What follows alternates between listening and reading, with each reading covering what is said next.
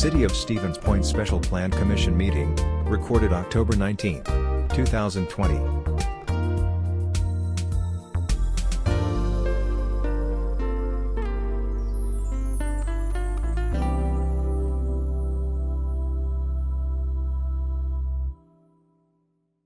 I have 6 o'clock. I am going to call the regular Plan Commission meeting to order. Director, can you please call the roll?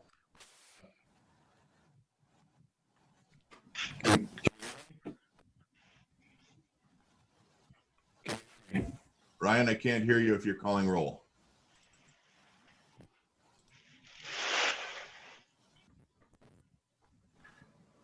Tell you what, I'm not sure why I can't hear him, but I'm going to call the roll. Commissioners, when I call your name, please unmute yourself and indicate if you are here or not. Alderperson, Mayor Wiese is present. Alderperson Kneebone is here. Commissioner Arntzen. Here. Commissioner Cooper. Here. Commissioner Haynes. Here. Commissioner Hoppy. Here. Commissioner Rice. Commissioner Rice? He just fell. No, I think that was Ryan actually getting his microphone working. Okay. Director Konoski, did you hear from Commissioner Rice at all? Can you hear me? Oh, it's terrible. That's terrible audio, Ryan. We will mark Commissioner Rice as absent at this point. And because we do have a quorum, we will move on. The first item on the agenda, or actually second item after roll, is the report of the October 5th meeting of the Plan Commission. Commissioners, those minutes and actions are in front of you. Are there any comments?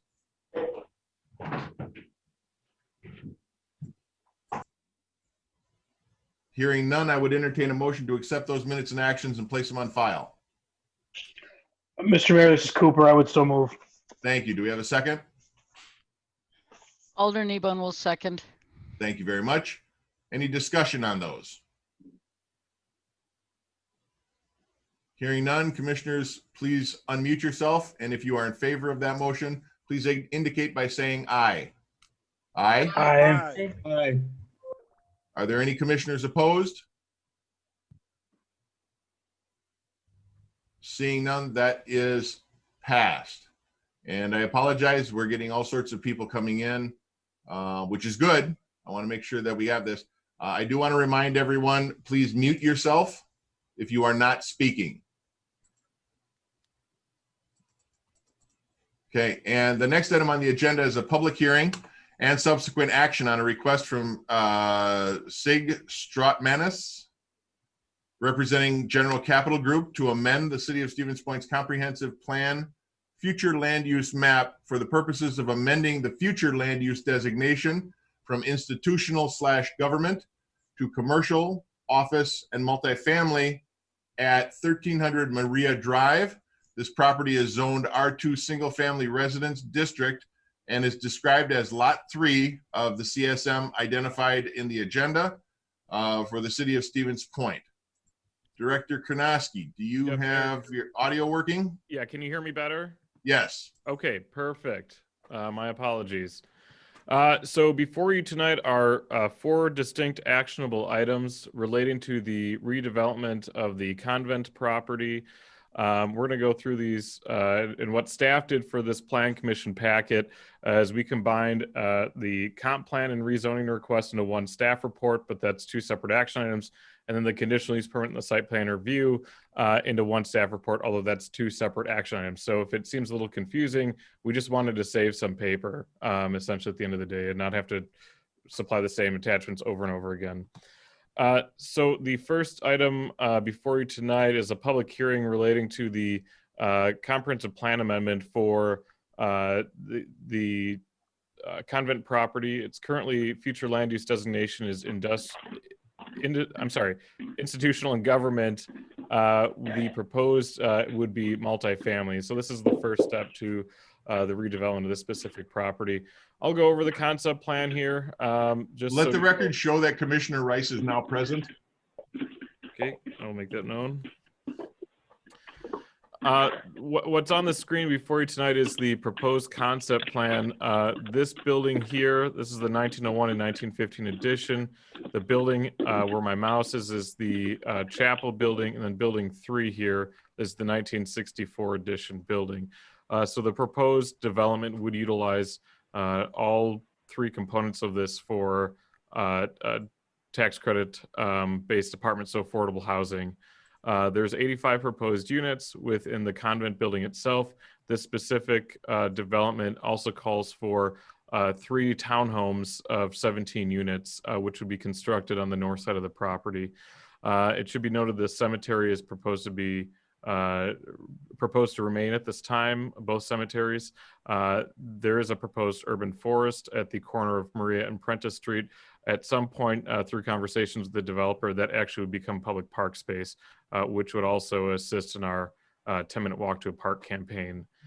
You can see on the lot itself, there's a number of existing parking stalls, a number of parking lots here that already exist in the middle of the lot. On the north side, there is some additional parking. It should be noted that this is all proposed to be private roadway in here. Future phases may include the extension of Meadow and Union Streets. Those would be public at that time. And then like this approach here, this access to the property would be abandoned when the Union Street extension goes through, which will help with some offsetting issues we have at the corner of Maria and Union right now with traffic that has utilized this access point in the past. So this is just a schematic of the proposed site plan. The townhomes themselves will be all 2-bedroom, 2 to 3-bedroom, 2-story. That gives you a conceptual idea of what it looks like. The intention, and I know the developer and the architect are on this call as well, of this was to create a true neighborhood community. You'll see a more traditional style development with these townhomes where gabled roofs are facing the street. You've got activity along the street frontage. You've brought some of that activity forward to the street itself. This same design would be utilized in future phases with the extensions of Meadow and Union Streets as well. This gives an overall rendering. As you can see, the convent itself doesn't change on the exterior. You can see this is facing north, so up here is Spash. These are the existing apartment homes on Prentice Street. These are the townhomes here. So pretty well hidden from, I would say, the public street, especially along Maria Drive.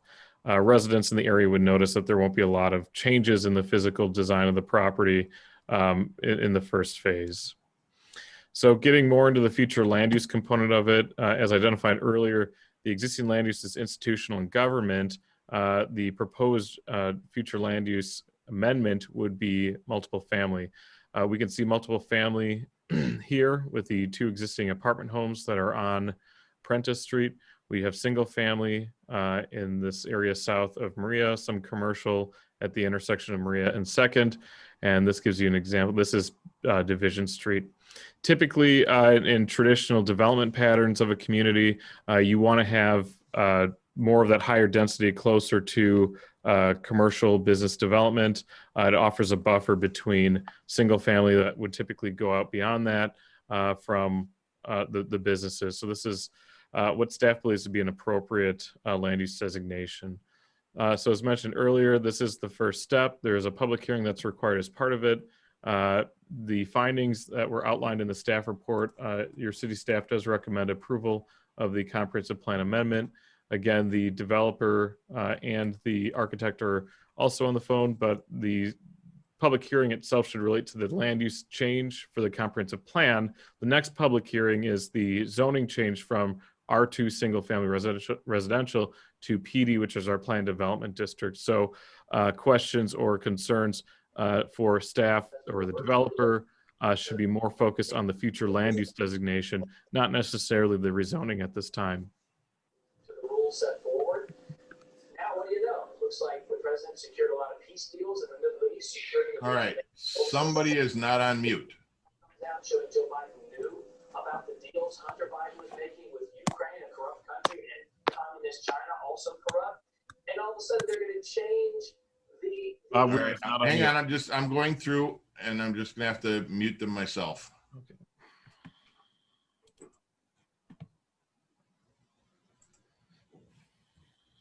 Okay, I think I found it. All right, so it should also note that our future land use plan kept the convent as is in regards to its use at the time. It's been around for an awful lot of years. We didn't expect it to change. That's why it was remaining in that. Are there any questions from the commissioners, clarifying questions, I should say, before we begin the public hearing?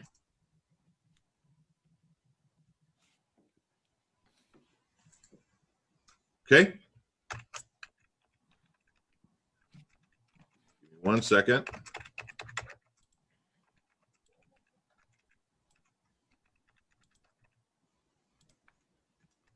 All right.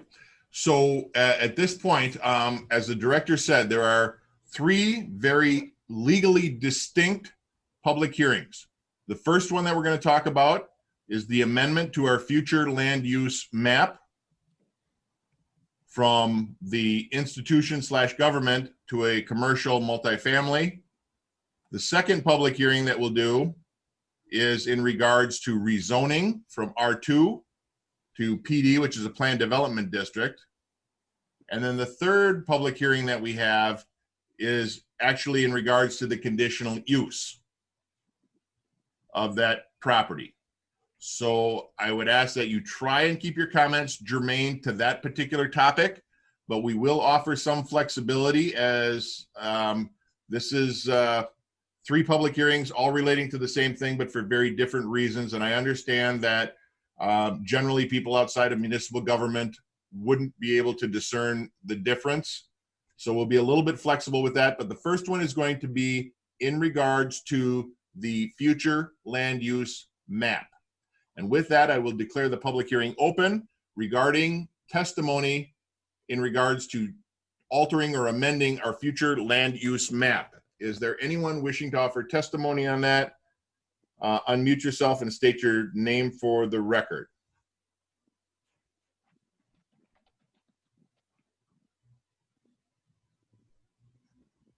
Public hearing is still open. Okay. This is in regards to the future land use map. I have someone who I contacted via cell phone. They were having issues dialing into the long distance number or the number that was provided. She happened to know me, so I'm calling. And at this point, I will open it up. Renee, you are live. State your name and address, please. Hi there, I'm Renee Vollert from 1500 Maria Drive, and I'm concerned about the development plan for the convent. This is Virgin, hear me okay? We can, but Renee, this is in regards to the land use map amendment. I am going to get to the, about the multifamily part. Is that in with this deal? It's not, but I know that you are you want to speak about the project as a whole. I will allow you to speak on the project as a whole and ask that the commissioners kind of remember this when those particular items come up. So Renee, go ahead. Okay, otherwise I will speak again next time. Okay, this is virgin timber, pristine property. Trees over 200 years old. We need truly to take precautions to save it as much as we can. Because when it's gone and developed, it's too late. This is our city's treasure and should be treated and maintained as such. The absolute last thing we need this town is more apartments. People just keep moving in the new ones, trash them, and move on to the next. There's a similar state treasure as this one in the southern part of the state, kept and maintained as state destination to go see, get away, which draws much tourism. Developers do not care about our 200-year-old pristine treasure or our city. They only care about the money. Please open our eyes and mind and realize this before it's too late. I'm concerned where these multifamily units will be and how many family units are in them and where are their driveways and such. These should be placed on the west side in the field, so no pristine ancient trees would be destroyed. The east end of the convent, adjacent to Prentice Street should be left for all to enjoy the beauty and peacefulness of this awesome piece of land. We don't want what happened with the proposed development in Kmart lot. It was supposed to be two sea-like curved units with trees and greenery and a park in the center. The developers changed their plan after they got the city's okay. Look at it now. It looks like a prison. It's a really eyesore. Please do not let this happen to the convent property, because God's watching you. That's all for now. Thank you. I will keep the public hearing open.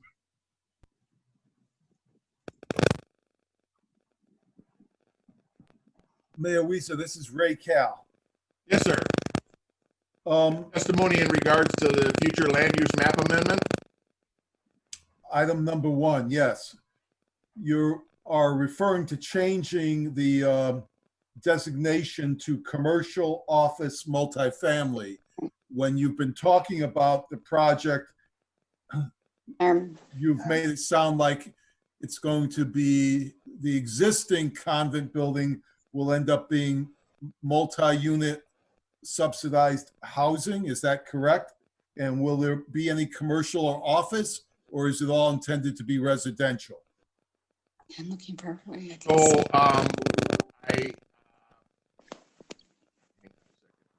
we've got some other the questions we will have to answer after the public hearing.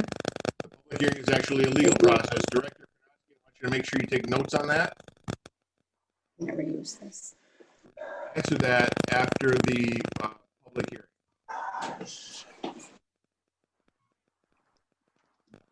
Ray, did you have any other comments relating to the land use map or just those questions? I don't think your audio is working, Mayor. Can't hear me? A lot of static. Static. Let me try something else here.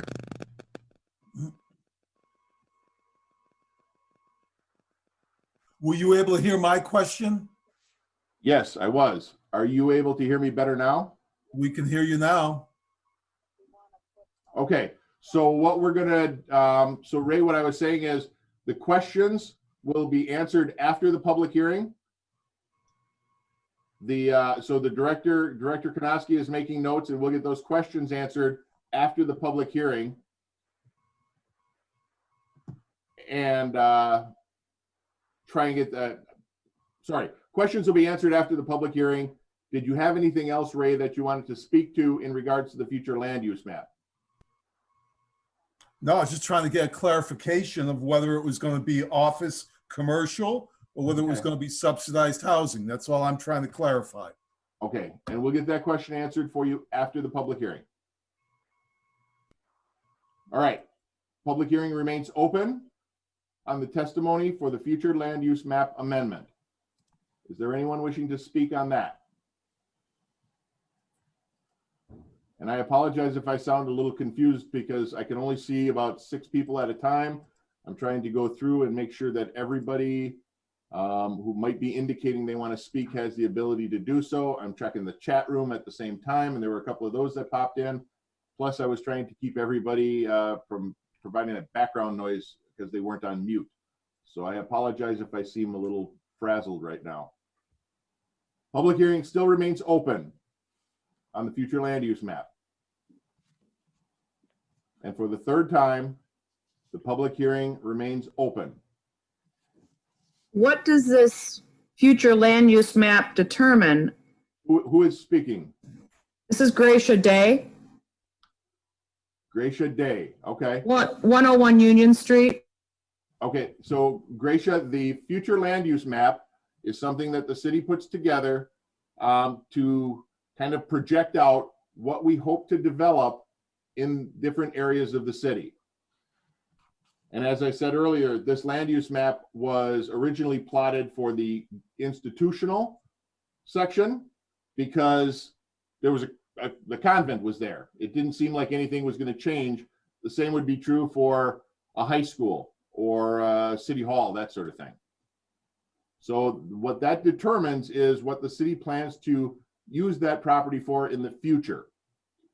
Because the convent now is going to be going away, it's no longer necessary for it to be a government/institutional planned use. Does that answer your question for you?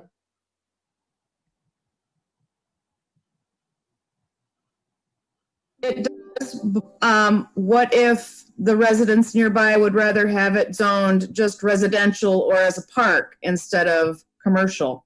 So we would have to change the future land use map regardless of what it is, because well, I shouldn't say that. If it's determined that it's no longer going to be institutional or government, the land use map should be changed anyway. And that's what we're discussing right now. So are you able to see the screen on the computer? Yes, sir. The different colors show you the different land uses that we have available to us. The recommendation is to change this parcel to something that allows multifamily. So it is commercial, office, multifamily. And how do we propose that it gets changed to something, for example, a park or just straight residential? Well, the first thing would be to deny this. The alderpersons, or the commissioners rather, would have to deny that. So you, right now, is your opportunity to offer your testimony as to why it should or should not be changed. Does that make sense? Yes, sir. I do not feel that it should be changed to commercial, office, multi-residential.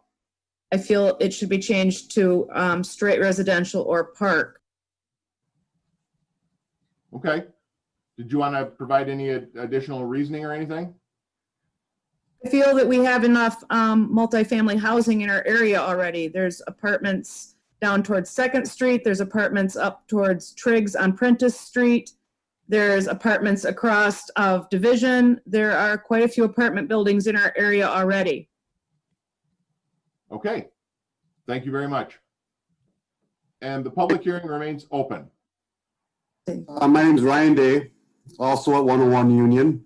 Yes, sir. To add to what my wife had said, watching the amount of traffic, foot traffic, people walking with their dogs, stuff like that, there's a tremendous amount of people that walk through that area and treat it as a park kind of area the way it is. So I agree with her. We need to rezone it, but it should be done opposite of the commercial and office.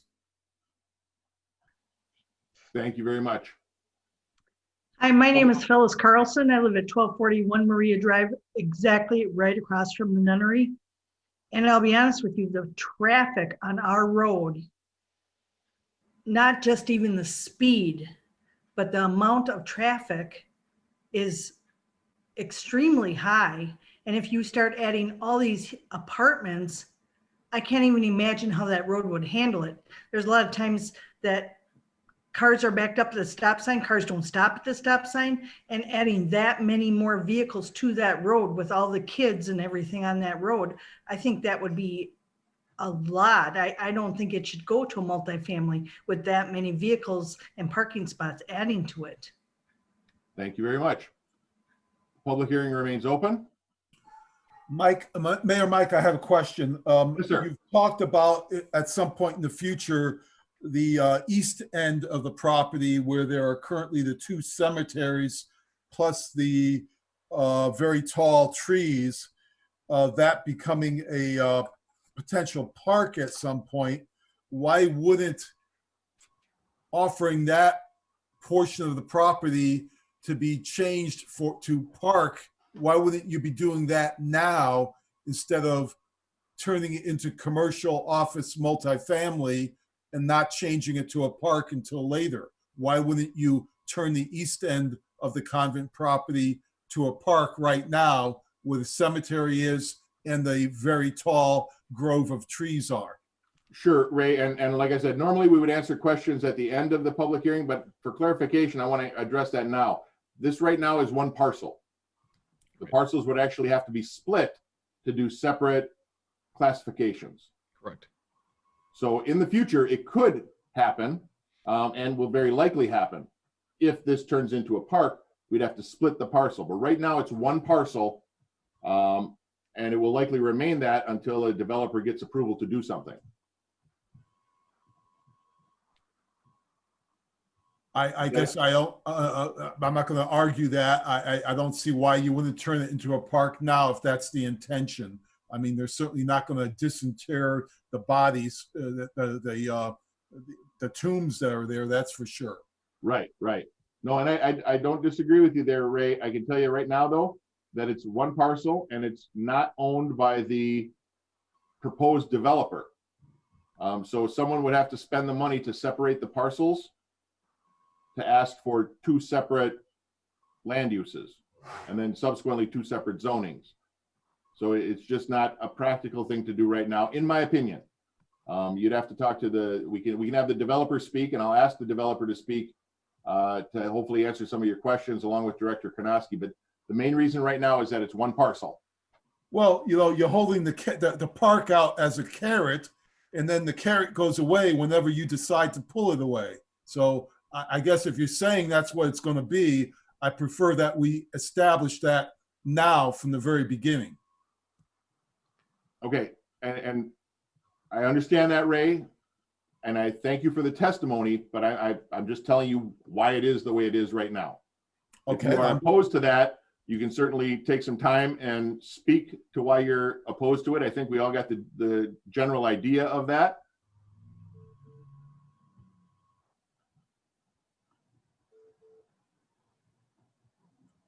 Is there anything else? He put himself on mute, so I'm guessing Ray is okay. I'm not okay, but not wishing to add any further testimony.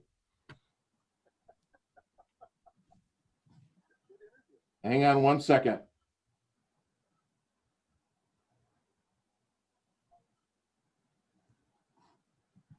Okay. I just want to make sure that the person who was listening is still on my phone. Apparently, we're making lots of accommodations here for people, and I hope you understand and be patient with us. Is there anyone else wishing to offer testimony during the public hearing regarding the future land use amendment proposal?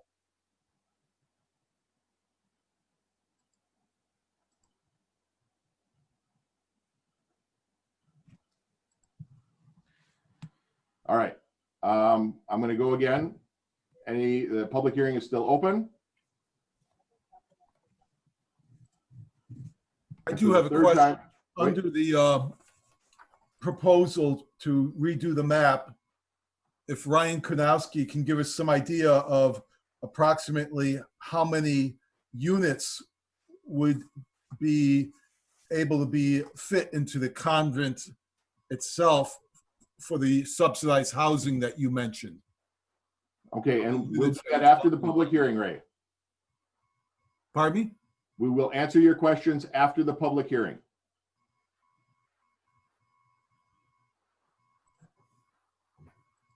Can you Okay. make, this is Gracia Day again. Can you make the answers that Ray, or the answers to Ray's questions public for us all? Yes, we're going to answer them right after the public hearing is done. The public hearing is a legal process that we have to go through, which is providing testimony. It really doesn't account for question and answers. That's why we do that after the public hearing. So again, public hearing remains open. The public hearing remains open. And for the third time, the public hearing remains open. Hello,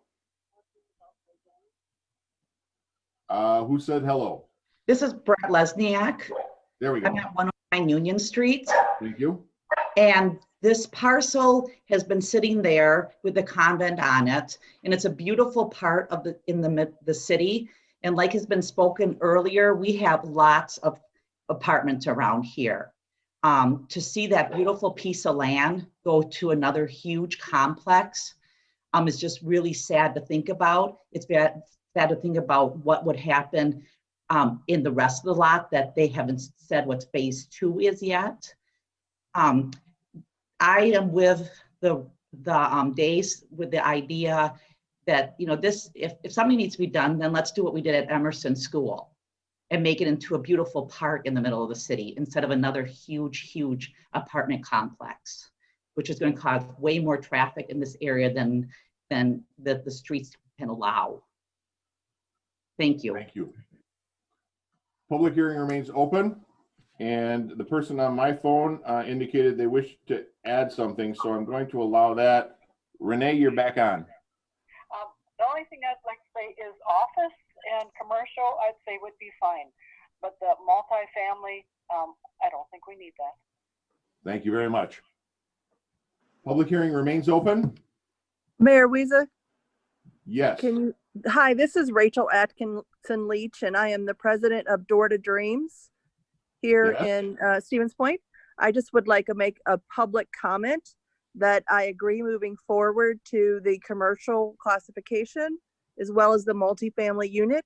I understand it was in the city's committee and planning in 2017 to make more affordable housing. And as an organization that represents the intellectuals with developmental disabilities here in Stevens Point, we would like to ask that this move forward on behalf of the individuals that we serve. Thank you. Thank you very much. Public hearing remains open. Public hearing is still open.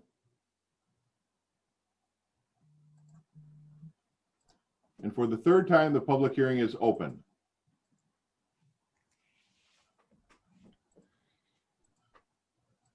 Okay.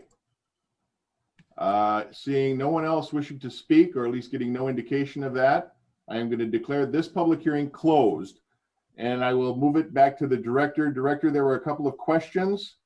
They weren't necessarily related to the planned use map, but I would appreciate if you could address those, because most people will see that this is one project, and I want to make sure that everybody has their ability to speak on whatever portion of it they agree with or disagree with. Yeah, Mayor, with your okay, I'd like to just kind of take a step back and go through the development again. I think a number of folks that spoke weren't here at the start of the meeting. So if you're okay with that, I'd like to do that. I am very much okay with that, yes, because I did add a few other people that were in. So go ahead, Director. So the proposed plan for the convent property includes repurposing the 1901, the 1915, and the 1964 wings of the convent property to affordable housing. 85 total units would be on all 3 to 4 floors of the building, depending on where they're occupied. The chapel and part of the basement would be utilized for what is considered a community service facility. Because this project is part of a tax credit application that will be submitted to the Wisconsin Housing and Economic Development Authority, or WHEDA, there has to be a community servicing component to this development. That portion is still being worked out, and there's a number of partners that the developer is working with to utilize the chapel and part of the basement for that purpose. So that's where the use of the commercial and multifamily designation in the future land use map comes into play. As you can see on your screen here, folks, there are 3 proposed townhomes on the north side of the property. If you can see down here, this is Maria Drive, this is Prentice. The developer has worked with the city and has worked very, very closely with the sisters who are running the facility to create a concept plan and a development that does a number of things. Addresses the affordable housing problem that we have here in the city of Stevens Point, works towards retaining as many of the mature white pine trees that currently encompass the property. At the request of the city, when we were working through this development early on, the city wanted to see parkland, at least on the corner of Maria and Prentice Street. There's a beautiful stand of white pines here, and we thought that it would be a phenomenal place for the community to have a park space. Currently, it's private property, so if you're walking your dogs through it or biking through it, you're technically trespassing. We're trying to create a public space here and working with the developer and the sisters to do just that through this phase 1 of the development. As alluded to earlier, the cemeteries are staying at this time. Whatever the sisters choose to do with that is up to them. We're not dictating whether or not the past sisters are to stay or to go. That is up to the sisters to make that decision, not the city. But as you can see in the development of this property, I'll bring up the CGI rendering, which I think is phenomenally done. You can see that the developer is trying very hard to retain as much of the natural assets of the property as possible. So that was, I believe, to address Mr. Kale's concerns. There's a lot of comments about this should be just used as park space. The city has identified this again as institutional or government.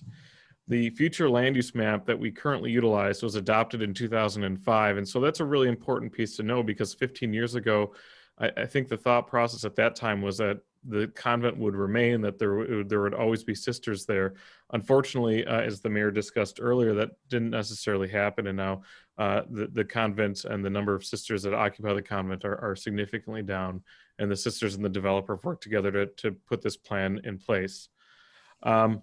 As to why we wouldn't immediately change the future land use map for the urban forest area to park, that's a really great point. However, this is one zoning parcel, and therefore you can't have two different future land use maps on the zoning parcel. So what would have to happen next is, once the developer or the sisters would have to submit a certified survey map to my office, and at that point we'd review it.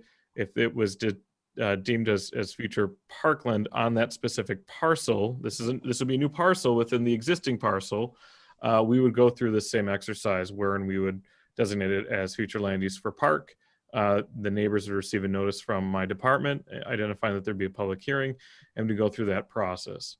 As discussed a little bit earlier, the multifamily designation is used as a quasi buffer between these more commercialized business districts going towards single family within this neighborhood. And so, unlike other developments, much of the convent itself, if you're standing on Maria looking north at the convent, you won't notice a lot of changes to the property. You may notice more activity. Yes, there will be more traffic. We've discussed that with our public works director and city engineer a few times. It is within the long-term plan to do some road improvements on Maria Drive to address future traffic increases. Maria Drive does serve as a neighborhood collector street, and so that's why there's a number of cars that are using that road to access other areas of the city. But if you look on Maria Drive towards the convent, there won't be a lot of physical changes to the property within this first phase. Future phases are likely to occur on the west side of the property and won't necessarily impact what occurs along Maria Drive. As it relates to the multifamily concern, the city really can't dictate who builds apartments. We can't do things like moratoriums on apartment development. If the developer believes that this project will work financially for them, they have the right to submit future land use changes, rezoning changes, conditional use permits, and such to receive a building permit to build apartments. Again, city doesn't dictate things like that. We are here tonight to present the request to you from the developer. I believe that answered most, if not all, and then some of the questions for the future land use. Mayor, I would be more than happy to answer any other questions from the commissioner or the public.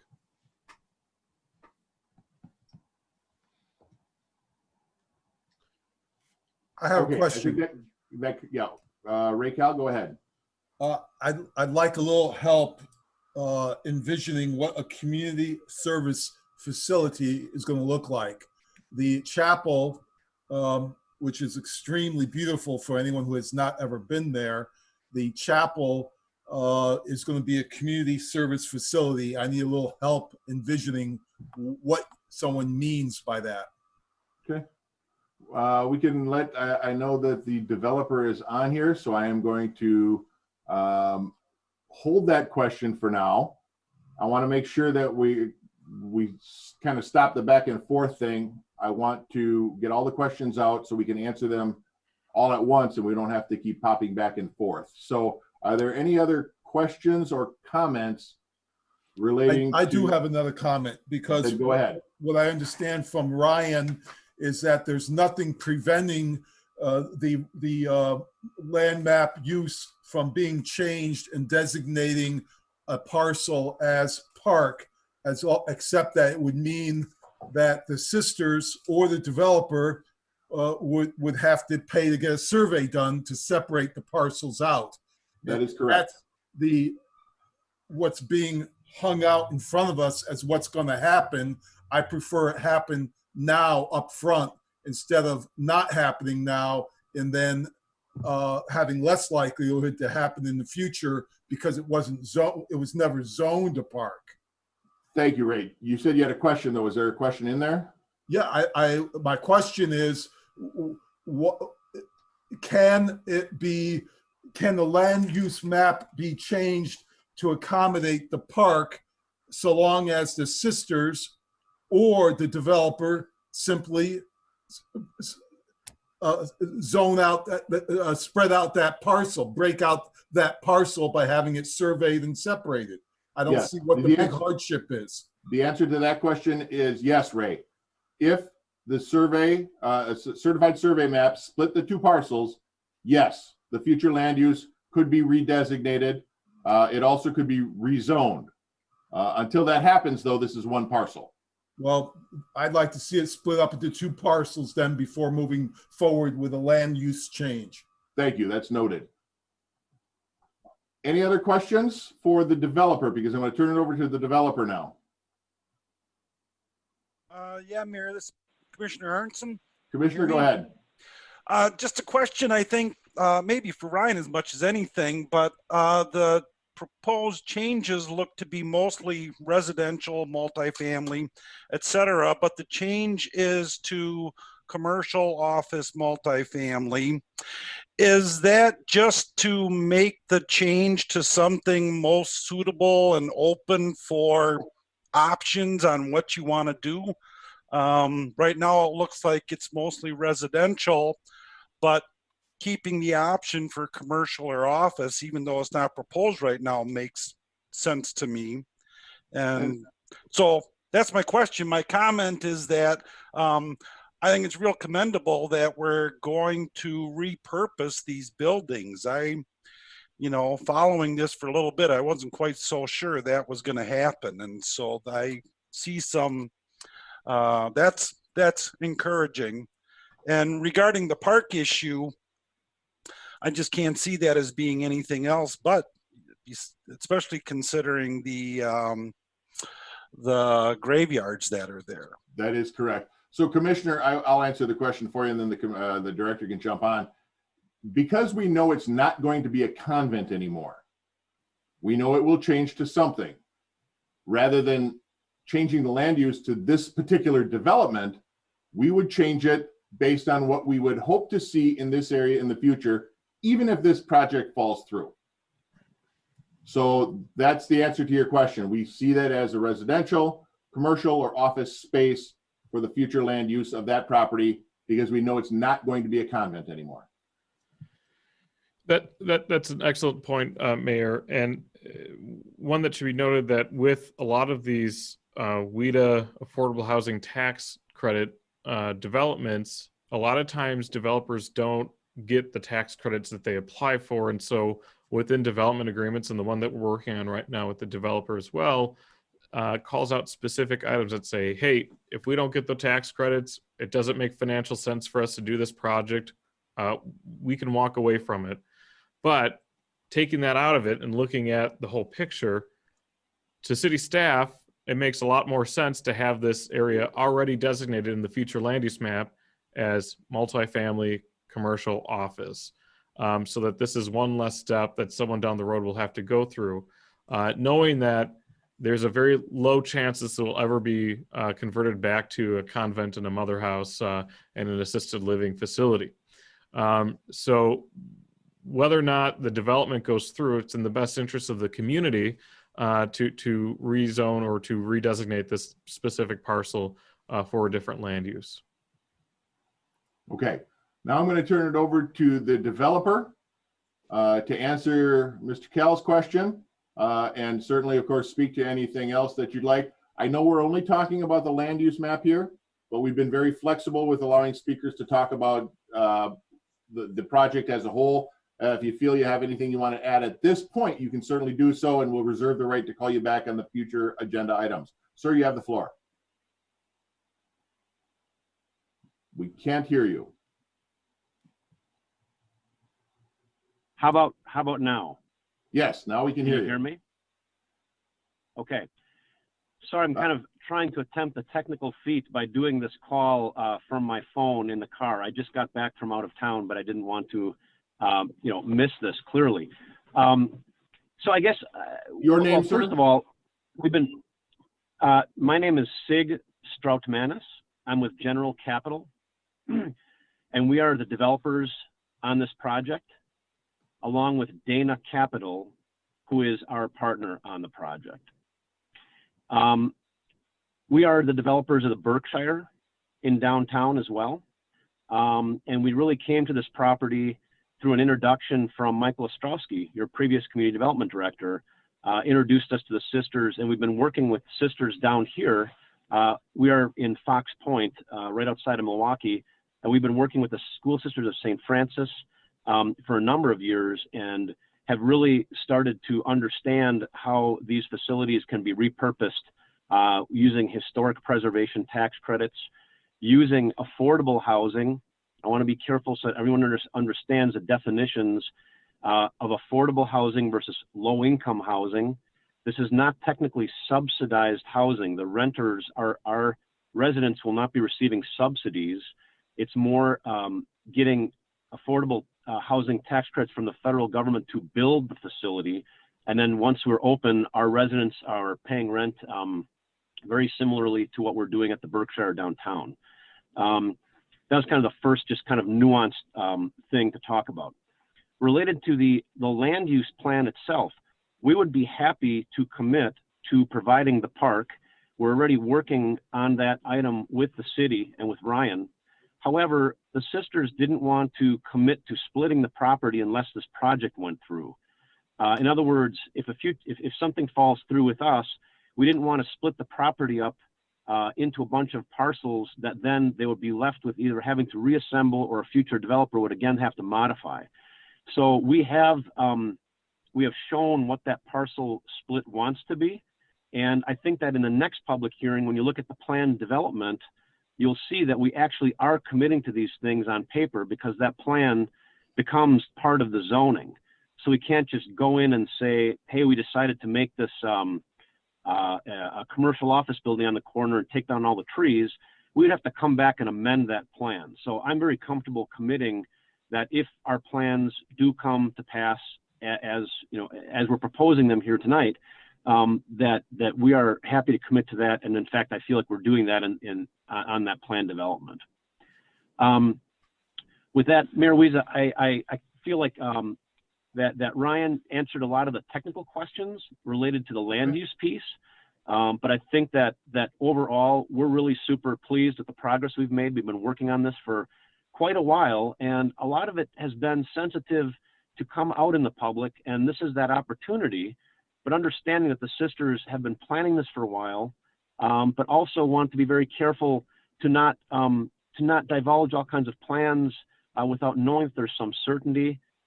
We now have commitments on the sale of the land. We now have a path to getting a project done, and I think that it's an appropriate time to divulge these plans now as we're looking to get the financing lined up, and then in December applying for this financing, and basically probably about a year from now is when we'd be under construction, just to put another finer point on the schedule. So anyways, if anyone has any more specific questions from the Commissioner, Mayor Wiesa, I'm happy to answer them as it relates to the land use portion of this.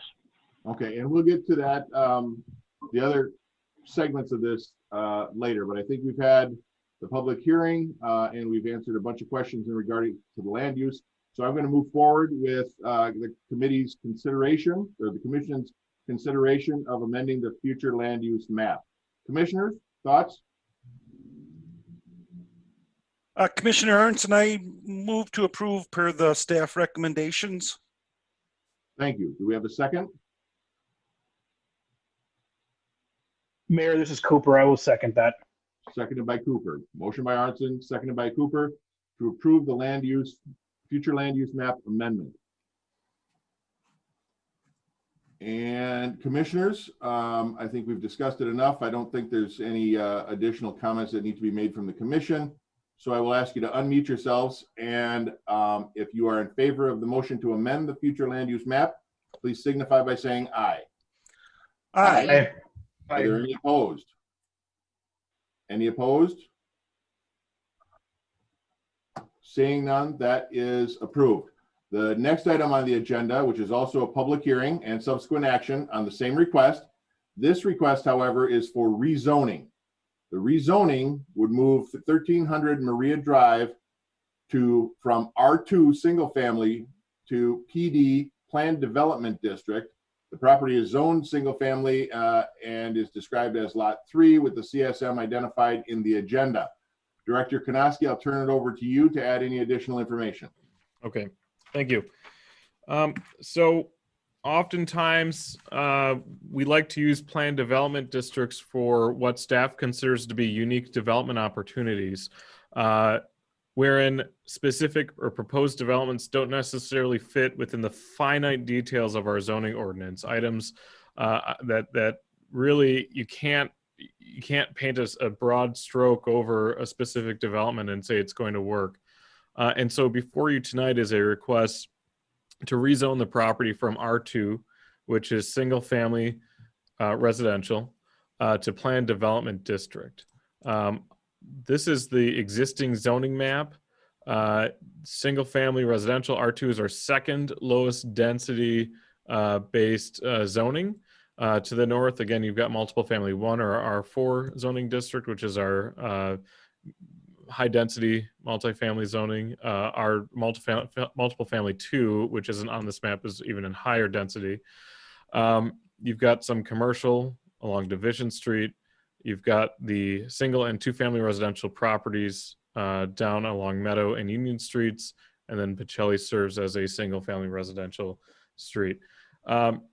So when we look at implementing things like there's also single family on Maria Drive. Correct. Ray, There's I'm gonna ask single that family. you do not interrupt the director and wait until you are recognized by the chair, please. The properties on Maria Drive are zoned single and 2 family for the record. And the convent property itself is zoned R2, which is our single family residential. So when we look at items that don't fit within that fine box of zoning, such as this specific development, let me go back to here. This is the proposed conceptual plan. What is on this proposed concept plan is what has to be developed in accordance with the planned development district. That is how planned development districts in the city of Stevens Point work. So as the developer mentioned earlier, the developer identifying this area as urban forest or urban forest, urban parkland will require that they work with the city to make this a public park to some extent, right? And so what that looks like and how that's going to work out is coming down the pipeline. But as you can see, we're not adding any additional buildings along Maria Drive. There's no setback concerns. The parking lots, the number of stalls, everything that's identified within the proposed concept plan has to be constructed and has been carefully reviewed and scrutinized by city staff to be found consistent with other zoning components of our zoning ordinance. Number of parking stalls, for example, the developer meets the minimum requirements. As it relates to the density based on what I would consider to be the R4 zoning district, the developer meets that requirement. And so again, this proposed development plan is what the commission would be reviewing and approving tonight. If the commission or members of the public want to see anything added to this, things like additional landscaping, screening, that would be appropriate to do at the site plan review portion of it. If they want to see additional parking, additional bike parking, things of that nature, this is the time to do it. So this is the physical development of the property itself. Okay, Any clarifying questions from the commissioners before I open up the public hearing? Okay, with that, I will declare the public hearing open. Remember, we are now talking about the request to rezone from R2 single family to PD Planned Development District. Please try and keep your comments germane to that topic, and the public hearing is open. I'm going to put Renee back on speakerphone. Renee, go ahead. Okay, thank you for listening to me. I can't hear anything that's going on there, but I'm wondering, where are these multifamily buildings going to be, and how many units in each one do they plan on renting out? And they should be of high quality. Renee, I'm going to tell you the same thing I told everybody else. Questions will be answered at the end of the public hearing. Oh, I thought we were there because I can't hear anything going on. And I apologize for that. Please note that we're making an exception here using my cell phone. We've got 43 people in on the meeting. I'm not sure, 44 now. I'm not sure why you weren't able to connect via the phone number. So it's going to be a little bit awkward for you, I understand, but we're gonna do our best to accommodate. So the public hearing remains open.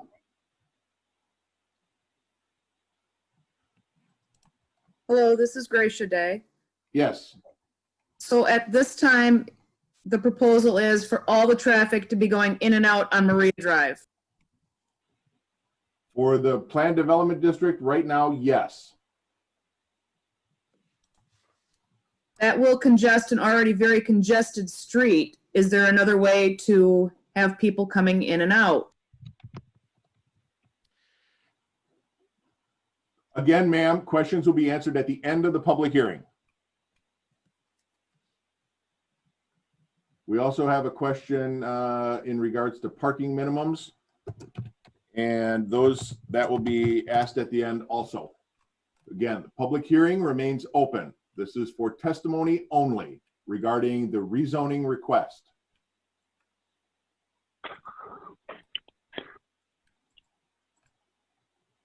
Public hearing remains open.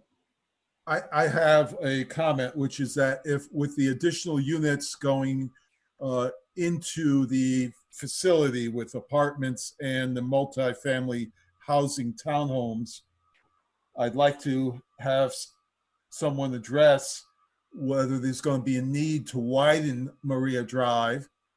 Also, the north side of Maria Drive currently does not have sidewalks.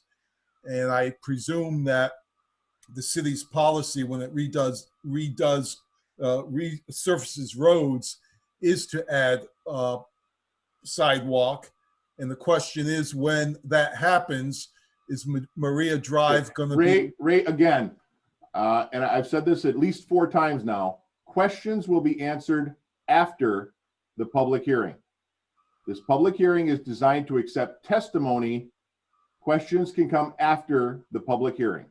Well, I guess I'm testifying that it would be apparent to many people that the road may end up being widened to accommodate traffic and to accommodate a new sidewalk. And my concern is which side of Maria Drive is property going to be taken from to widen the road and add the sidewalk. That would be a consideration. Secondly, I'd like to know more about this community service facility that you told me the developer was going to say something about, which he did not. The next issue is that there is a grotto in the urban forest, and I'd like to know what's going to happen to that grotto under these plans. Thank you. Again, questions will be answered after the public hearing. I will continue now with the public hearing. Public hearing remains open. Sir, this is Gracia Day again. Yes, ma'am. So you're looking for us to say whether or not we agree with or disagree with this zoning change? Yes, ma'am. That is exactly it. I would like to voice my disagreement. I think it's a bad idea based on traffic and the amount of housing we already have available in the area. Thank you very much. Looks like you put yourself on mute. So we're good there. Okay, so now an already awkward meeting is going to become even more awkward. It's 7 o'clock and we have a regular council meeting scheduled for 7 o'clock. State statute requires that we call that meeting to order. So I'm going to recess this meeting of the Plan Commission. I'm going to call the Common Council to order. We're going to take our roll, and then we are going to recess the Common Council meeting and resume the Plan Commission. It sounds very confusing, but it's just a technicality that we're going to do to comply with state law. So at this point, I am recessing the Plan Commission meeting, and I will call the Common Council meeting to order. Now I will reconvene the special Common Council meeting, and we are at the public hearing on item number 4, which is the request to rezone 1300 Maria Drive from R2 Single Family Residential District to PD Planned Development District. The public hearing on that remains open. Sir? I heard somebody say something. This is Ryan Day, 101 Union. Yes, sir. All right, I am against the rezoning. Based to phase 2 with all the traffic using the private drives or the private roads currently, the amount of congestion, trying to get potentially another 170 to 200 vehicles in and out to these developments is going to be chaotic. Thank you very much, sir. Public hearing remains open. Hello, Mayor Weeza. Yes, This is Rachel Atkinson Leach again from Door to Dreams. go I ahead. just wanted to say that we do support this planned development district from the R2 single family residence, and that we would ask the developer to please consider some additional technology and some other things in terms of creating an environment for intellectuals individuals with intellectual disabilities, which is a bit beyond the normal, physical disabilities. Just wanted to put that out there to the developer and let them know that Door to Dreams is here to help as a resource, but that we definitely agree with moving to the planned development district. Thank you very much. Public hearing remains open on the rezoning request. Public hearing is still open. Weeza? Yes. Trevor Rourke, 601 Washington. I just want to voice my support for rezoning this property. In any chance that we can retrofit this building, it's always a good, basically progress towards the future in minimizing waste and minimizing resource use. I do hope that the developer does consider, however, potentially reducing parking, looking at reducing the minimums under the current zoning because it might not be necessary, as well as including a sidewalk on the north side of Maria Drive. And I will make one more statement. I do think adding the sidewalk and now with the bicycle facilities there through the TAP grant, I don't think there's going to be a traffic issue because you won't have 100-something plus cars exiting or entering at the same time. Thank you. Thank you. Public hearing is still open. I would like to add some comments. First of all, I think Trevor was referring to the development of the building in terms of repurposing it. My understanding is we're talking about the rezoning from single family on the western part of the property, the so-called phase 2. We're not talking about retrofitting the existing buildings.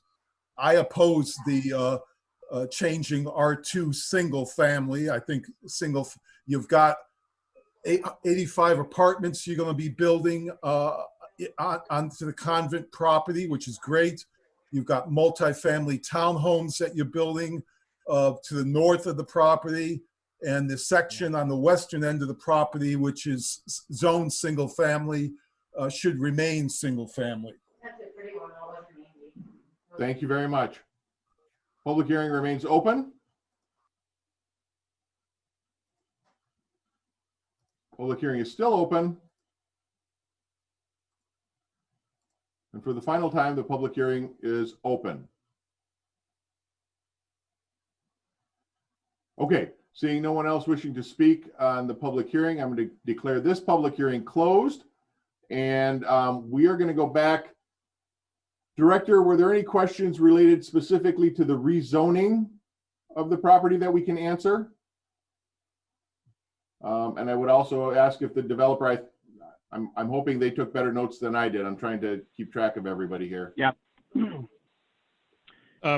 So I'm happy to answer some questions if Ryan, however you'd like to handle that. Yeah. Why don't we start with the director? Yeah, so I will defer the question about what the community service facility and what qualifies a specific organization to fill that role. Sig can answer that one. I can talk a little bit about the site plan as it relates to secondary access onto adjacent streets like Prentice Street. We had looked at it, and in fact, we really fought internally about whether or not we should be putting a roadway through. You can see on your screen here, Academy Avenue. Good urban planning, good civil engineering says that when you construct an access point on a public street, it should be squared up to the existing intersection. That was undoable because of the existing cemetery. We could not put a roadway through to provide a secondary access without impacting the existing cemetery. We had talked about bringing that specific roadway further south in between the two cemeteries, and then we'd have what is called an offset intersection, which is more detrimental to pedestrian safety, bicycle safety, and traffic flow and safety. So we did look at that, and we did discuss that pretty extensively through the preliminary planning process. It should be noted that the historic use of the convent, the mother house, the convent use itself really acted as a multifamily development, right? The historic use is multiple individuals living in individual units within the structure itself. And so, yes, while there will be additional units on the property with the construction of the townhomes, staff does not have a major concern with the impact on Maria Drive as it relates to traffic and traffic congestion. I will gladly say that adding lanes or widening of roads does not necessarily mean that that road can take on additional traffic. You can add 2 lanes on either side and you will still have issues with traffic flow. And in fact, keeping it a 2-lane road probably does a lot more for traffic flow than widening the road, for example. But that's just my urban planner in me. Doesn't necessarily have to do with the rezoning, but something I thought I would bring up because it's been talked about quite a bit. So I think I addressed those questions. I'm sure, Sig, if you have anything else that you wanted to add. Strautmanis? Yes, thank you. I think Ryan covered the street extension very precisely and correctly. We did look at another access point on the east side, but we didn't want to disturb the historic cemetery, and we didn't want to take out any more trees than we needed to. So actually, that was done pretty deliberately to not go out to Prentice. And then the other thing that I want to mention about the site plan layout itself is that we were very cognizant of the historic nature of the convent and the view from Maria Drive, so that we tucked those townhomes and new construction behind the convent. We were looking at different locations for that, for those units in this project, and we decided that tucking them way to the back, there's actually an open kind of a parking area and staging area back there where the trees are already gone. And so we decided that's probably the most appropriate spot for development on that parcel. And we were very careful to try to maintain as much of the mature and also, I'll say, the high quality trees on the property. We did walk the property. I wasn't there, but Ryan and I believe it's the forester from the city, Ryan, correct, walked the property and actually did look at, and the city forester, and some of those trees are past what they'd call past their useful life for the type of species and things. So we're going to be very careful to also manage that forest area and the woods so that it's actually something that's sustainable in the long term, because we're interested in maintaining the beautiful environment too. It's positive for us. Then more specifically to the community serving facility, a community serving facility is a very specific IRS definition for a use that can take advantage of tax credits and still be a commercial type of use. And in this case, we're working with a nonprofit in Stevens Point that we're really excited about and will soon be able to make public. We're negotiating with them right now, but the idea would be to have a nonprofit entity, and it needs to serve certain functions under the IRS rules. But basically, that's what it is. That's why it's in this project, is that basically when you're doing a housing tax credit finance project, these community serving facilities are ways that we can actually, we can leverage the financing basically. So they're really important. And we also get points in the scoring, in the competitive scoring, to do a community serving facility. So it's one of those win-win kind of situations. And we'll be able to, that use, you know, will be permitted based on how the plan unit development is being put together. But anything that would be out of the ordinary, that would require special approvals, we have to come through anyways. But I believe that everyone will be really excited once they hear who it is. And we'll be able to do that very soon. The last piece of it is the sidewalk on Maria Drive. We'd be happy to entertain more pedestrian connectivity through the site. And Ryan, we'd be happy to entertain looking at a sidewalk along the frontage, working with the city. What we want to do there is balance tree preservation, quite honestly, with a sidewalk. So if it works, I think it's a good idea. We'd love to have pedestrian connections. I think that will benefit everyone. So we're more than happy to entertain that. And otherwise, I think that those are my notes. Any other questions, Ryan or Mayor Wiese, that you think that I have not addressed? I think we covered everything to my recollection. I could address the sidewalk Okay. comment real quick. On Maria Drive, there's a number of overhead telephone and power lines along the north side adjacent to the convent property. We had talked a little bit internally about whether or not to include sidewalks on the north side. And the challenge that we ran into was relocation or undergrounding of those utilities and then additional right-of-way acquisition along Maria Drive for sidewalk installation. So there's a few things we've got to take into consideration, but we haven't completely glossed over it, but there are some significant costs that the city and the developer are going to have to take into consideration. Thank you. Alderperson Jennings had a question in regards to the access off of Reserve Street. Alder Jennings, did Director Karnowski answer your question, or do you have an additional question? Yes. Excuse me, that question was answered. It was on behalf of a constituent, and just, I think, echoing what Mr. Rourke said, we should be moving towards talking about parking maximums rather than minimums. This is a discussion we've had before. It does look like a lot of parking, but overall, I am very supportive of this project. Thank you. Thank you very much. Okay, commissioners, comments, thoughts, or a motion?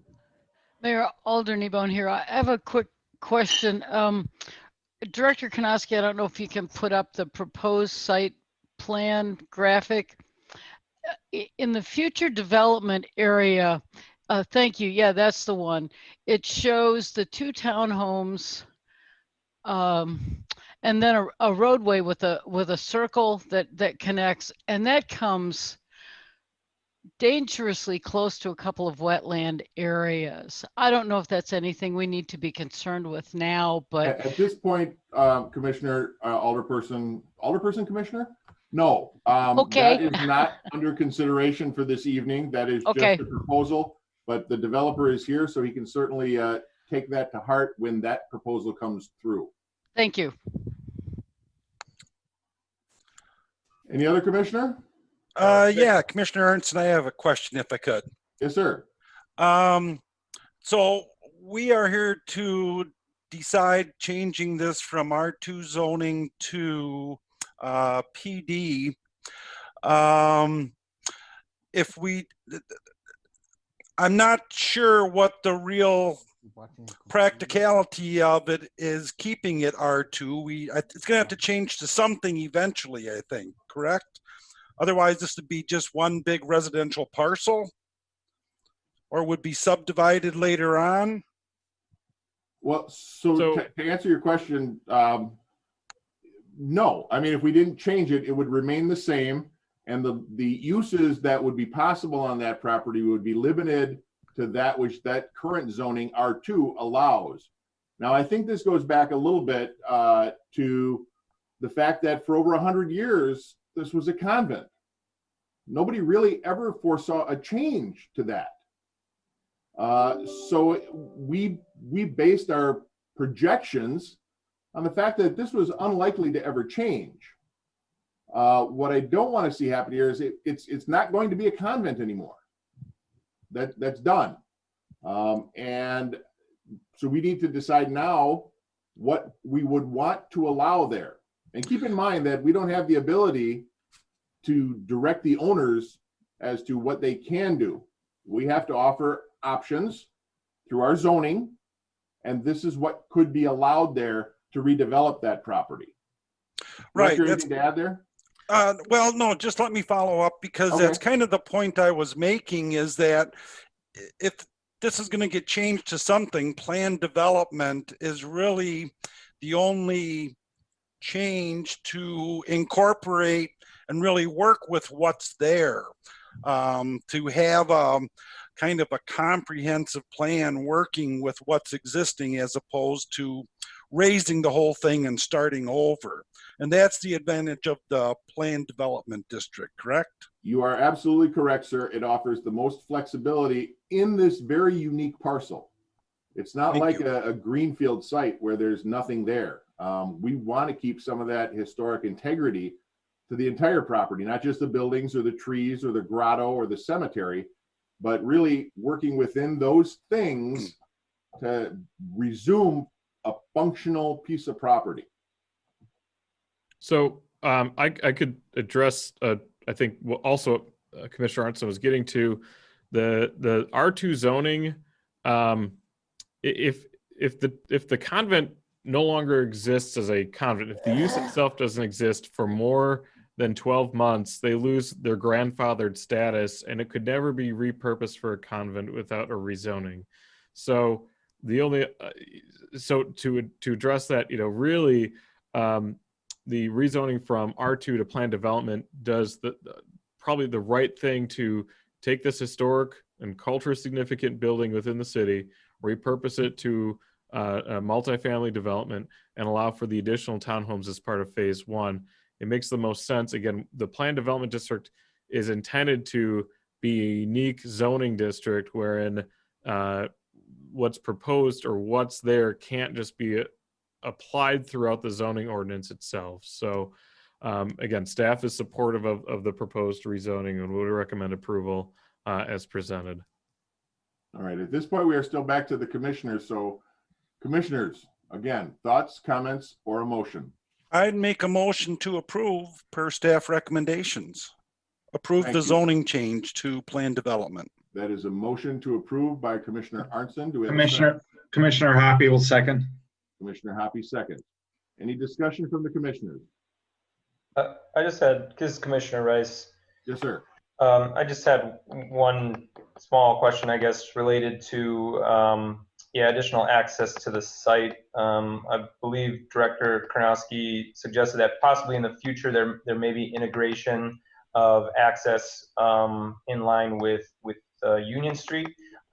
Just curious kind of where the city decided, maybe why they didn't pursue that at this time, having traffic directed towards that controlled intersection. So yeah, the future development does include the extension of Union Street and Meadow Street. I think that there were a number of reasons why it wasn't included right now, and one of them, and probably the most important, is timing. Because of the tax credit application timeline, it's important that the developer get their project through the city's process in order to submit by the December deadline. Again, the future plan is to do the Union Street extension, vacate this existing access point, and this would be done in the next phase. So I think it all comes down to timing and then cost. So if the developer were to construct Union Street going north right now, the city would require that they construct a full city street, including proper curb, gutter, sidewalk, and appropriate infrastructure. Because the future and what the west side of the property looks like, I think that we are all in general agreement that not pursuing this at this time made the most sense. Okay, thank you. Okay. So commissioners, we have a motion and a second to approve the zoning change request as presented. Please unmute yourselves. And all those in favor signify by saying aye. Aye. Aye. Any opposed? Hearing none, by unanimous consent, that is approved. Item number 5 on our agenda is a public hearing and subsequent action on a request from Sig Stratmanis, representing General Capital, for a conditional use permit to allow for more than one principal structure and on one lot of official record consistent with Chapter 23.01 sub 13 sub F for the premise at 1300 Maria Drive. The applicant is seeking to have 4 detached multifamily dwellings on the subject property.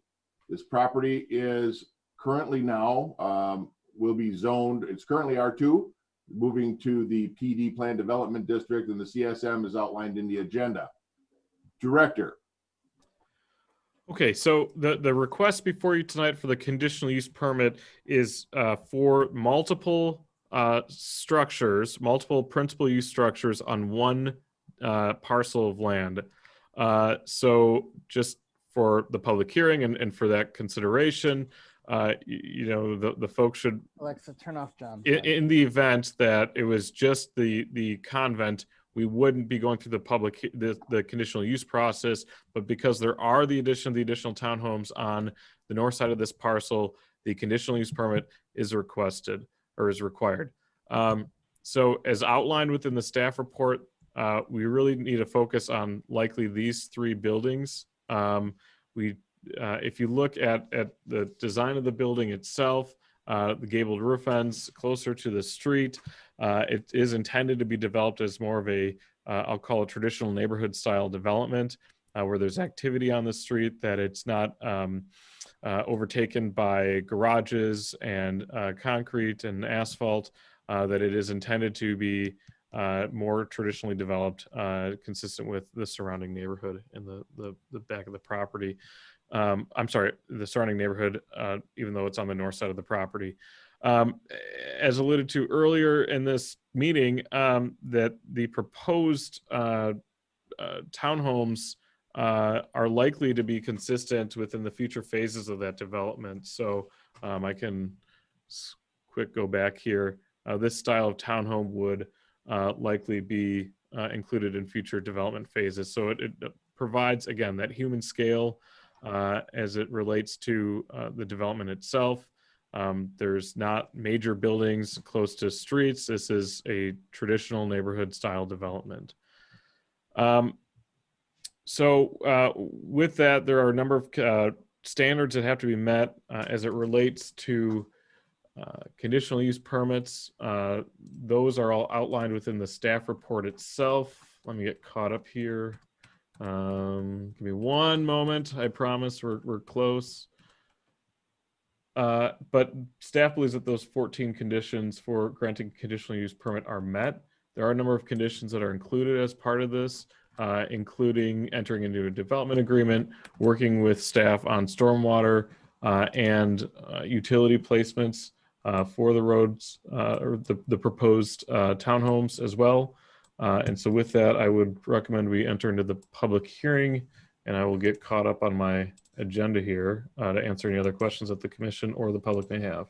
Thank you, Director. And again, before I open the public hearing, I want to remind everyone that the testimony should be relevant to the request, which is multiple buildings on one parcel.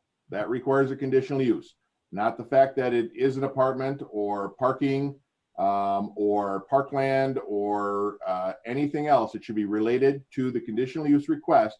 All of those things are already under consideration. What we have here is the request for multiple buildings on one primary parcel. And with that, I will declare the public hearing open. Anyone wishing to offer testimony on that is urged to step forward. And I am going to go first to the person that I have on the phone. Renee, did you have comments that you wanted to make regarding this conditional use request? Yes, I was wondering, where are these buildings for the multifamilies? Where are they going to be located on the property? So, and how many in each unit? okay, again, Renee, this is a public hearing. Questions will be reserved for afterwards. The information was concluded in the packet, but I'll have the director make a note and we will answer your question at the end of the public hearing. Did you have testimony regarding the conditional use? Just that I wish it was not multiple family dwellings, but just go with the office and the commercial. But I think we're past that too. I'm sorry, but I can't hear anything going on there. I only can hear you talk. And I apologize for that. I do have quite a loud voice. That's good. That's good. Thank you very much, Renee. So the public hearing is still open. I have a question. When do we get our questions answered, Mayor? I hear you keep saying this is for comments and it's not for questions, and we're going to get our questions answered later. When later do we get our questions answered? After the public hearing, sir. So I'm going to get my question about the grotto answered. I'm going to get my question about the sidewalks along North Maria Drive answered. Mr. Cal, I believe that question regarding the sidewalk was answered. I don't think so. Every time the city redoes streets, it adds sidewalks. So the sidewalks are going to come either by taking property from the convent on the north side, where I hear the developer wanting to protect some trees, plus there's a wrought iron fence. But if you don't put the sidewalk in there, then you're going to take property from the homes along the southern part of Maria Drive, which is my property. That's the question I want. The director already answered that, but I'm going to have him restate that comment at the end of this public hearing. No, So I heard director, him make say, note of that. talk about the telephone wires, the telephone poles. I understand that. But if you're going to put in sidewalks, you're going to have to take land from somewhere. And I don't want land being taken from my property on Maria Drive. And we can appreciate and understand that, but taking your property is not even remotely on the table at this point. So It will thank you be very when much. I'm going sidewalks to put in. continue now with the public hearing. Public hearing remains open.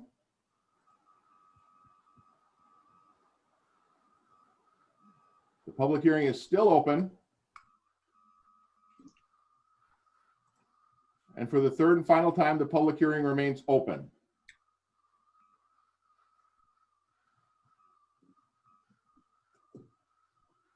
Seeing no one else wishing to speak, I'm going to declare the public hearing closed.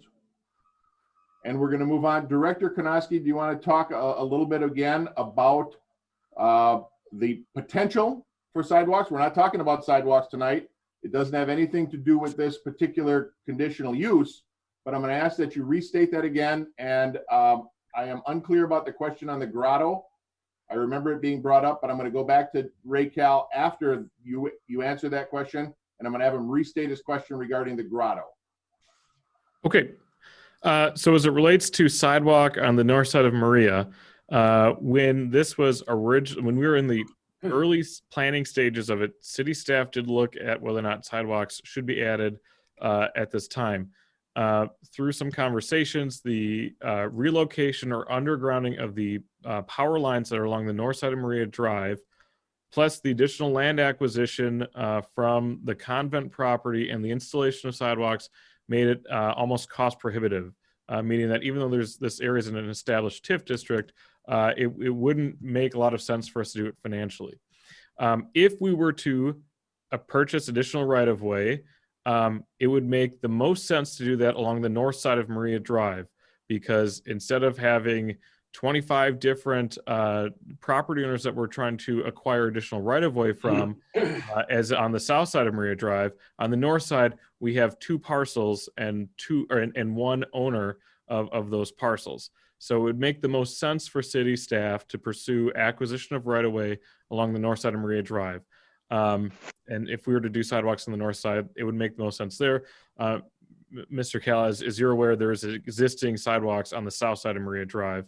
And so, yeah, again, think logically, it wouldn't make sense for us to pursue acquisition on the south side of Maria. It makes actually 0 sense, considering that on the north side of Maria, there's only 2 parcels and 1 property owner that we'd have to deal with as it relates to acquisition of right-of-way. And then I can answer the grotto question. I do apologize. I did write it down and then I forgot to answer it. The proposal within the urban forest area is to have the grotto either removed or relocated as part of the development of this property. I have had some good conversations with the sisters. There is no attachment to the grotto from the sisters. They are more focused on what they can do to redevelop the existing convent building. And if the grotto goes away, I don't believe that there's any concern from the sisters' side as to what happens to the grotto itself. But currently the proposal is to remove the grotto. Thank you. Mr. Cal, again, it's not relevant to the discussion, but I want to make sure, because I understand there's concerns that you have and they're legitimate concerns. Did that address your concerns to the best of, to meet your needs? Yes, I think so. I appreciate the information about the grotto, and I hope we make a written note of this for future, that when sidewalks are put in, it's going to come from the north side of Maria Drive, not taking property from the homeowners along the southern part of Maria Drive. So Mr. Konoski, please put that in your notes, because I'd like to come back to it in the future when you're doing the sidewalks. Mr. Cal, it's more than just notes. It is now forever recorded in video history. All right, I'm going to move along. We had our public hearing. Commissioners, what are your thoughts on the conditional use, which is only at this point to allow multiple primary buildings on one parcel? Mr. Mayor, this is Cooper. I will move approval of the request as presented with staff recommended conditions. Thank you very much. Do we have a second? Mayor Kneebone will second. Mayor Kneebone, I like that. No, Mayor, Kneebone will second. Punctuation is important. We have a second from. I have no desire. Commissioners, any discussion on the motion? Hearing none, I'm going to ask that you unmute yourselves, commissioners, and all those in favor of the motion to approve the conditional use signify by saying aye. Aye. Aye. Are there any opposed? Seeing none, that motion is adopted.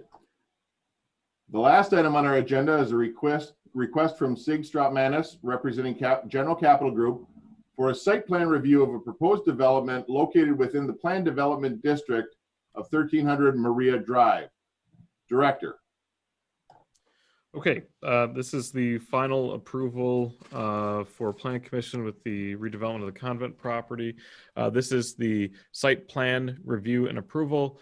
This is where it's appropriate to discuss things like density, building height, parking, setbacks, things of that nature, access points as well. So as I mentioned earlier in this meeting, the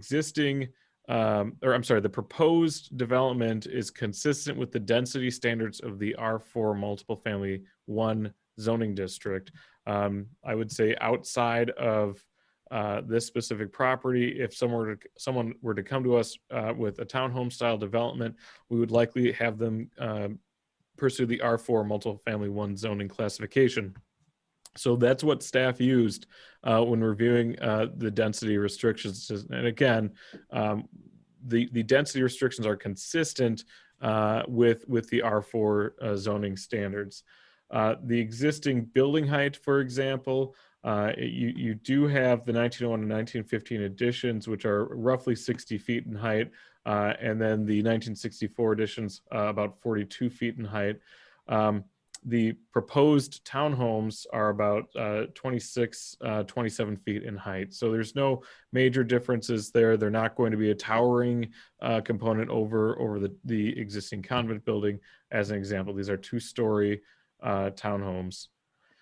Existing setbacks, they do meet the setback requirements for the R2 zoning district, wherein the front yard requires a minimum 25-foot setback. So off of Maria Drive, the existing convent building is more than 25 feet from the Maria Drive right-of-way.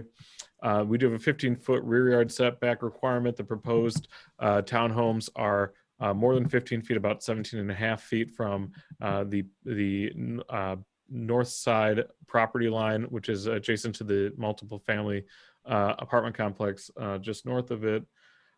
We did talk a little bit about parking. Typically in our zoning code, we would require 163 total parking stalls. But given that there's a bus stop near the property, we did give them the 15% credit. They do have a proposed 161 parking stalls, exceeding the 139 parking stalls required. In front of you is the proposed landscaping plan. You will see some additional landscaping around the townhomes themselves, and then along the north side of the convent. Right now, this is not green space. This is all asphalt for parking currently. There's no additional landscaping proposed on the parcel, mainly because we've talked about it quite a bit tonight, the mature trees that encompass most of the property. There are 3 points of access all along Maria Drive. We did discuss why that was done that specific way as opposed to having an access point off of Prentice Street. More than happy to go over that again, but I think that's another one that we've talked about quite a bit. There are proposed utilities. Water and sewer will come off of Prentice Street underground. That will not impact the existing cemetery, but the access point, the utilities that are coming off of Prentice Street will service the townhomes that are there as well. The developer will have to install fire hydrants consistent with requirements of the city fire department. And then we've also, in your agenda packet, to discuss exterior lighting. Typical residential style lighting. There won't be light pollution. There won't be spillage over onto adjacent properties. In fact, it'll be pretty minimal impact to the surrounding properties. The folks may notice that there's a proposed event overflow parking area. Not 100% certain what that will be used for other than the community service facility. But in the event that would ever be paved, that would have to come back before this body as an amendment to the site plan because it's not currently paved. So the standards of review for the proposed site plan, I just went over a number of them. I'm more than happy to answer any questions, but again, staff believes that this is consistent with the goals and objectives of the city's comprehensive plan, that of our housing study, that of our zoning code, among others. So would recommend approval as presented. Thank you very much. This is not a public hearing, so I will open it up to discussion. First of all, to the commissioners, Commissioner Arnson. Yeah, I got a question about, do these types of projects sometime involve a dedication or a donation? I'm just thinking that we could specify from the get-go, obviously work's going to be done along Maria on the north side.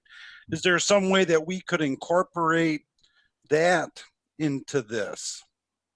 If you Can you be a understand. little more specific, Commissioner? I'm not sure I quite understand. Well, like for some developments, they have to set aside land for a park, let's say, okay. or just as part of this plan, is it part of the negotiations to say, look, we know that this Maria Drive access issue is going to be an issue. There's sidewalk issues. Transportation is going to be related to Maria Drive, and there will be property acquisition required. Could we address that? Don't say dedicate a certain amount of this land towards that purpose.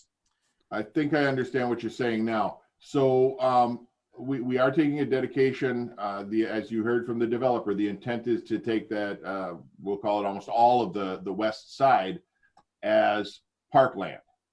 What you're asking for is if at some point we need to widen Maria and acquire some additional right-of-way, why not do that now? Is that what you're asking? Well, right, yes. And right, because the idea that something's going to have to be done, it's best to set that aside so nothing else goes in there that might prevent these future needs that are So I can most tell you, likely. Commissioner, right now, the site plan that you are considering does not have any additional development in there. So any changes to that would require it to come back to this body for consideration. So we are, for all intents and purposes, reserving that land. If you choose to approve this proposed site plan, there is no development on the north side of Maria, which would then lend to any future use that we would need. Does that make sense? Yes. Yeah. So you're saying that there's no need for a dedication or whatever you want to call it, because right now there's nothing that would prohibit that in the future. Yes, that is correct. The site plan that you are considering right now, if approved, has no development in there. And if it becomes a need in the future, we have that availability. And Mr. Cal, thank you for correcting me. I did mean the east side of the property, not the west.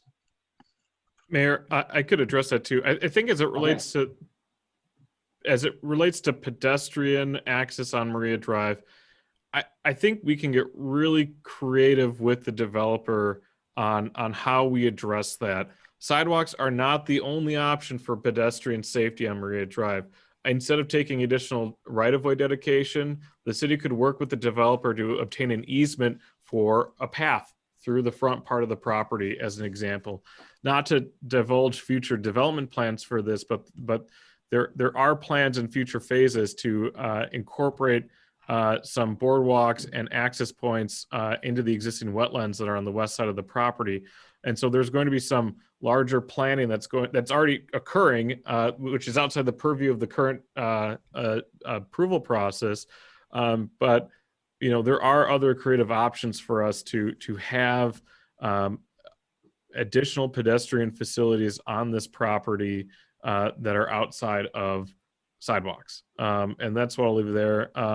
You could, as a commission, require that there's additional easements provided for that. And that might be something to do at this time. We are also working on a development agreement with the developer. And so we could also add that as part of the development agreement, which I think would be more consistent with, with how we typically would do things, including it as part of the development agreement, as opposed to at Plan Commission saying, hey, we need an easement on this specific property. Thank you very much. Commissioner Haynes, you have your hand up? I do, yes, thank you. So I do appreciate the historic and special nature of this property, and so I appreciate the repurposing of this. I'm just wondering, that's one piece of sustainability. The density is another. We are an eco-municipality. I'm just wondering if the developer has thought about renewable energy or any of the parking spaces being available for electric vehicles. And my final couple comments. One is the parking garage. What is that? How many? Is that actually parking for cars, or is it something else? Okay. And then on the north side, where the apartment buildings already exist, they stub out. As I look on Google Maps, there's two long buildings. I don't know what they are, if they're for storage for those apartment buildings. Yep. Those are parking garages, yep. Okay, so it stubs out right at the townhomes. And so I'm just wondering if there's any way to make a deal with whoever owns that property so that the stub out of this particular development can use that as an extension of a driveway. So then you could access whatever road that is. Now I can't see it anymore. Prentice Street. Prentice, yeah. So anyway, just those are my thoughts. Thank you. Thank you, Commissioner, and I'll get to answering some of those questions as soon as we can here, but I want to make sure that everybody has a chance to comment first regarding the site plan review. I have a question for Mr. Kronowski. Is there going to be a sidewalk going from the townhomes to Prentice Street? Yeah. You want to bring that site plan up again, please? Yeah. There we go. Thank you. So yeah, there is a plan to provide pedestrian bicycle access to Prentice Street on the north side.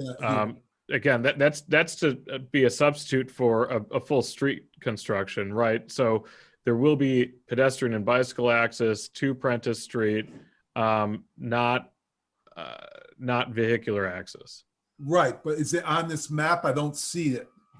If you look, Ray, it's Ryan. Can you put your mouse across it and maybe move it back and forth? Yeah, right up in this general area. Right in parallel, in line with Academy Drive, you see a section that's outlined in dark black. That's where the sidewalk / pedestrian access is slated to go. So just north of the graveyard. That's what it looks like from here, right? Correct. Yeah, it's just between south them, of actually. the existing cemetery. It's north of the other cemetery that is on this parcel as well. Okay. Any other comments or questions? Looks like Trevor Rourke. Trevor? Yep. Hello. Thank you, Mayor Weeza.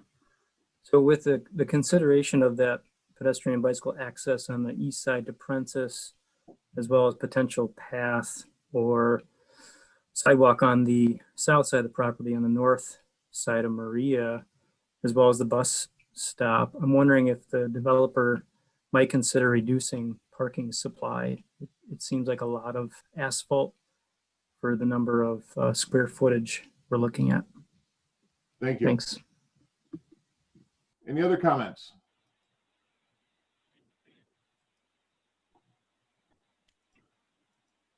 Okay, they are loosely related to the site plan review. So I would ask the developer to address what he is able to regarding Commissioner Haynes's questions regarding the parking garage.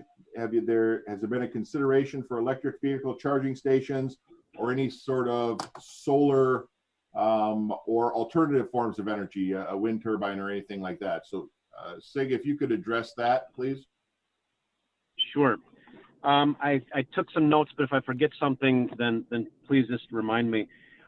First of all, the parking garage that's shown on the property is actually the historic garage that's already there. It exists. There are basically, there are three pieces to the existing convent that were built in different periods. We'll call it the historic convent, including the 1960s edition that's on the west side. And just to the north of that is a small parking garage that's used for maintenance vehicles and things like that. And also the powerhouse that's kind of in the middle of the back of the property. Those have been deemed contributing buildings to the whole complex. In other words, we can't just tear them down. We actually met the State Historical Society architect on site, and she gave us some advice and thoughts about what we could save and what we should save and what we can potentially eliminate. I'd love to get rid of that garage, but frankly, it's being considered historic, so we'll make use of it as some kind of a storage garage, for maintenance people. As far as renewables go, we have been making a big effort, and we've been able to secure a different type of financing for solar, especially for PV. And we actually have plans in the works to put PV on the roof of the Berkshire in downtown. I'm going to say that we have plans yet. All the funds have not come together for that, but we've applied for some funding for that. So it would be our intent, to the extent the historians allow us to put solar on the convent, we'd definitely explore that, and it's on my radar. The electrical vehicle charging stations, you know, we've had mixed success with these. We'd consider it putting one or more in, and especially now with electrical vehicles growing in popularity, there'll be more demand for that. But we'd have to do it in some kind of a charging way. In other words, you know, having actually a swipe or something like that you'd use to charge a vehicle. But that's also on our radar. We've had those at a couple of our properties and have been having some success with use of the EV chargers. And then what else was there? I think that I covered believe it. that's it. Oh, reducing the parking, was that something? yes. Yeah, reducing the parking. Yeah, one last comment there. You know, the open field area that's in front of the chapel that says temporary or occasional use for big, you know, for events. The idea was there, if there's something that's happening in the chapel, that we could actually just have people park on the grass instead of paving more. So in one sense, we're trying to consider not over paving this, but also trying to accommodate special events that may happen in the chapel. The community serving facility that will have probably, you know, 20 people on a regular basis that will be working there, and visitors. And so at this point, I totally appreciate the sentiment. Parking costs us money. I don't want to do more parking than we have to. I'm also a little reluctant to reduce it without kind of knowing how it's all going to play out and how much parking demand we're going to have. I'm comfortable with where we are right now. Maybe I could work with Ryan to look at areas that would be future parking, things like that. I could really study that carefully, but you know, we're trying to be respectful of kind of balance of parking demand for seniors and preserving, you know, the landscape, et cetera. So you know, I guess I don't want to be wishy-washy there. I'm comfortable with what we proposed as being what we require, if that makes sense. What we feel like we require. I don't feel like we added extra parking just for the sake of comfort, because frankly, you know, like I said, that cost us money, you know. So I don't know if that helps with that question. I think it does. Thank you very much. And as Director Konowski mentioned earlier, we actually reduced the minimums on this project. You know, I want to say, and I think this is an appropriate time to say it, that the developer and our staff have worked very diligently to preserve the integrity of the property to the best of our ability. As I said, it's not going to be a convent anymore. My mother told me stories about selling cookies to raise money for that 1960s edition. It's very much an integral part and a historic part of our community, and preserving that history was always in the forefront when our staff had been working with the developers on this project. They're very cognizant of what this property means to the community and have worked within the boundaries that we presented ourselves to make sure that this project is not only a successful repurposing of the property, but as I said, preserving the integrity and the history of the parcel that has been part of our history for over 100 years. With that, commissioners, you have a request for a site plan review. Thoughts, comments, or a motion?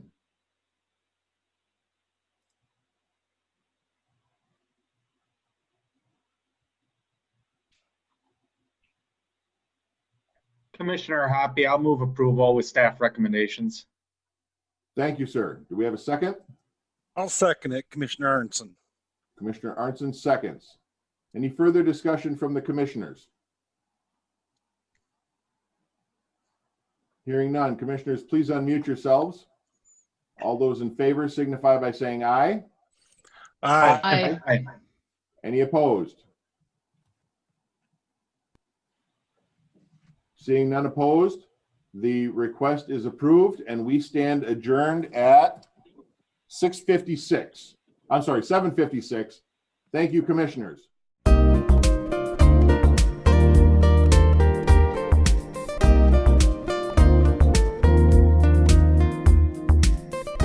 Videos of these meetings are available for viewing on the city's website, stevenspoint.com/videos.